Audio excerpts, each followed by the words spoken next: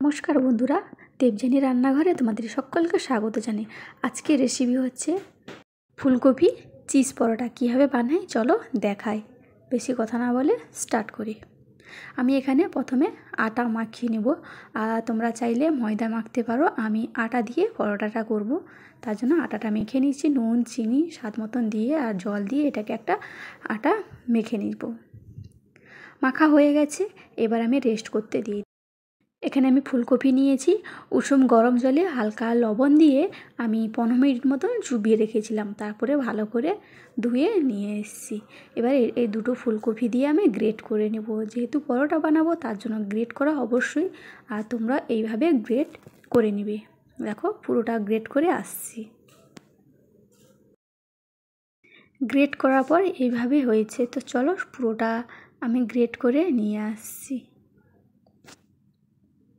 এখানে আমি দুটো ফুলকপি গ্রেট করে নিয়েছি। আর গ্রেট করার পর ফুলকপিতে অনেক কিন্তু জল বেরোবে, তাই আমি একেবারে চেপে চেপে জলগুলো বের করে দেবো। এতে কিন্তু কোনো প্রকারে নুন দেওয়ার দরকার নেই। যদি নুন দিতে অল্প নুনটা দিয়ে এইভাবে চেপে চেপে দিলেও হয়, আর না দিলেও অসুবিধা নেই। জলটা কিন্তু এমনি বেরিয়ে আসবে চেপে চেপে। তোমরা চাইলে হাত দিয়ে করতে পারো বা কোনো কাপড়ে দিয়ে বেঁধে চেপে চেপে বের করতে পারো জলটা। এই দেখো আমি একে একে পুরোটা আমি জল বের করে নিচ্ছি ফুলকপি থেকে।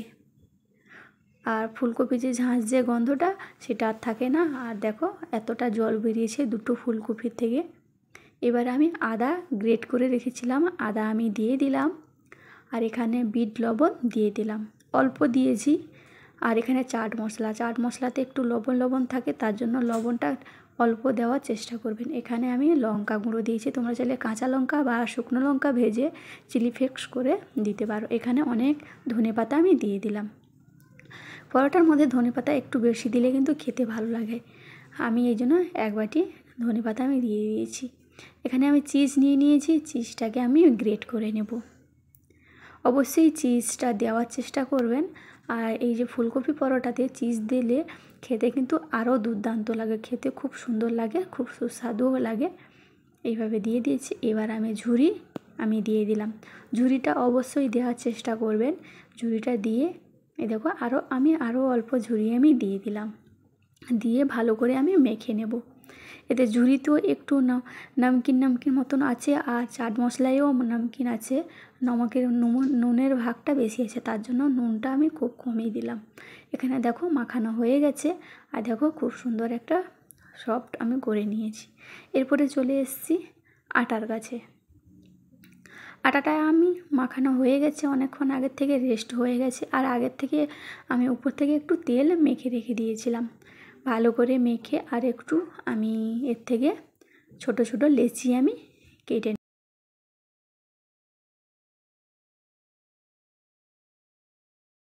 সবগুলো লেচি আমি করে নিয়েছি। এবার এর ভিতরে পুর ভরবো।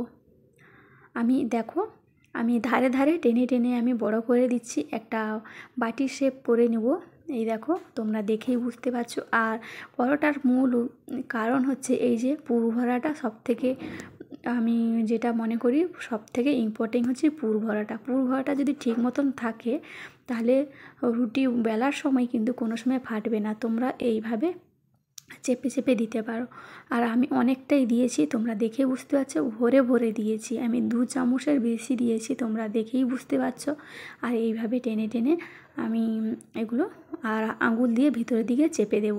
আর আমি যে ধারে ধারে করে চেপে টেনেছিলাম, মাঝখানে কিন্তু আমি গর্তটা করিনি, তার জন্য চেপে দিতেই মশলা পুরগুলো চলে গেছে। এবারে এইভাবে আমি মুড়ে দিয়ে ভালো করে আমি করে নেব। তোমরা এইভাবে করার চেষ্টা করবে। আর আমি আর একটা করে তোমাদেরকে দেখাচ্ছি। দেখো এটা আমি স্পিড করে দিয়েছি, তোমরা দেখেই বুঝতে পারবে আমি এটা বারবার কেন দেখাচ্ছি। পরোটার মেন উপকরণ এই যে পুরটা যদি আমরা ঠিক মতন না দিই পরোটা কিন্তু একদম ভালো হবে না। চারিদিকে টেনে টেনে এইভাবে বাটির শেপ করে নিয়েছি। তারপরে ভালো করে চেপে চেপে চেপে চেপে আমি এইভাবে পুরগুলো ঢুকিয়ে নেব। দেখো খুব সুন্দর হয়েছে। এইভাবে আমি সবগুলো করে নেব।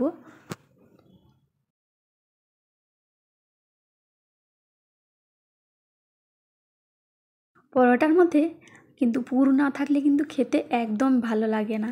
তার জন্য এইভাবে বেশি করে চেপে চেপে দিয়ে দিতে হবে। আর আটাটা কিন্তু মাখানো একটা থাকে, তোমার সফটলি মাখতে হবে, বেশি শক্ত করলে চলবে না। আমি যেইভাবে মেখেছি তোমরা ওইভাবে মাখো। আর এইভাবে আঙুল দিয়ে চেপে চেপে দিয়ে এইভাবে ফোল্ড করে মুড়ে দিলে হয়ে গেছে কিন্তু পরোটা। আর আমি যখন পরোটা করি একসঙ্গে পুর ভরে দিই, ব্যাস বেলবো আর ভাজবো, বেশি সময় লাগে না। তোমরা এইভাবে করো, পরোটা খুব তাড়াতাড়ি হয়ে যাবে। ব্যাস সবগুলো আমার পুর ভরা হয়ে গেছে। এবার চলো রান্নার ঘরে, এবার পরোটাগুলো বেলে নেব। পরোটাগুলো বেলছি আর এক হাতে বেলছি, তার জন্য একটু অসুবিধা হচ্ছে। ক্যামেরা ধরার লোকটা একটু শর্ট আছে, তার জন্য তোমরা একটু কষ্ট করে দেখে নাও। আর দেখো এইভাবে এক হাতে আমি কিন্তু বেলে নিচ্ছি। সব কতটা আটা হয়েছে তোমরা দেখেই বুঝতে পারছো। আমি বেলে নিচ্ছি, তারপরে আসছি। আমি তাওয়ার মধ্যে সবগুলো ভেজে নেব। আর তাওয়াটা গরম হতেই আমি রুটিটা দিয়ে দিচ্ছি, হালকা আঁচে আমি ভেজে নেব। বেশি হিট থাকলে কিন্তু পরোটা পুড়ে যাওয়া সম্ভব না, বেশি থাকে, তার জন্য আঁচটা কম রাখবে। দু পিঠ এপিঠ এপিঠ করে ভেজে নিয়ে তারপরে দিয়ে দেব তেল।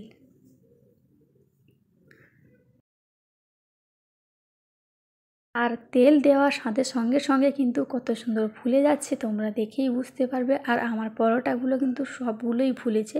সত্যি কথা বলতে একটা শুধু ফুলেনি, একটু ছিদ্র হয়ে গেছিলো হয়তো, তার জন্য, কিন্তু আর সবগুলোই ফুলেছে।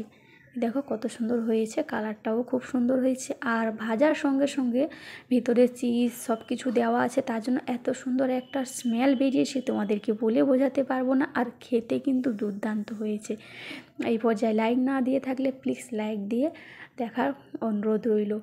যারা নতুন বন্ধুরা আমার প্রথম ভিডিও, রান্নার ভিডিও দেখছো, তারা প্লিজ সাবস্ক্রাইব করে দিয়ে পাশে থাকো। আর পাশে থাকা বেল আইকনটাও ক্লিক করতে ভুলবে না। ক্লিক করলে আমার যে নিত্য নতুন রান্নার রেসিপিগুলো সবার প্রথমে তোমাদের বাসায় চলে আসবে।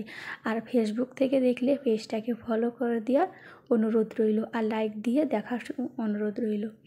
একে একে আমি সবগুলো ভেজে নিচ্ছি। আর একটা আমি তোমাদেরকে বেলে দেখাচ্ছি। দেখো একটাও ফাটছে না, তোমরা দেখেই বুঝতে পারছো। এই যে এইভাবে রুটি বেলি, ওইভাবে আমি কিন্তু রুটি বেলছি। দেখেই বুঝতে পারছো কোনো জায়গায় কোনো পুর কিন্তু বেরিয়ে আসছে না। আর তোমাদেরকে দেখিয়েছি পুরটা আমি কতটা পরিমাণে দিয়েছি, অনেকটা ভরে ভরে পুর দিয়েছি অনেকটা।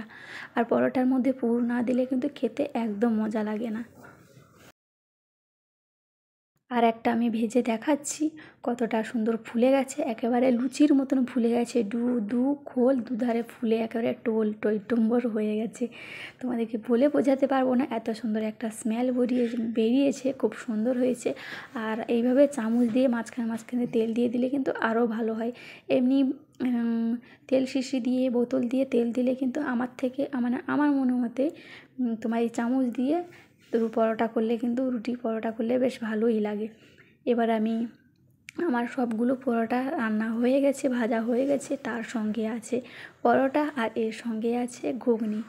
তো আজকেই আমি এই রেসিপিটা তোমাদের কাছে কেমন লাগলো কমেন্ট করে বলতে একদম ভুলবে না। ফুলকপি চিজ পরোটা আর তার সঙ্গে ঘুগনি একেবারে জমে যাবে, খেতে কিন্তু খুব সুন্দর, খুব সুস্বাদু।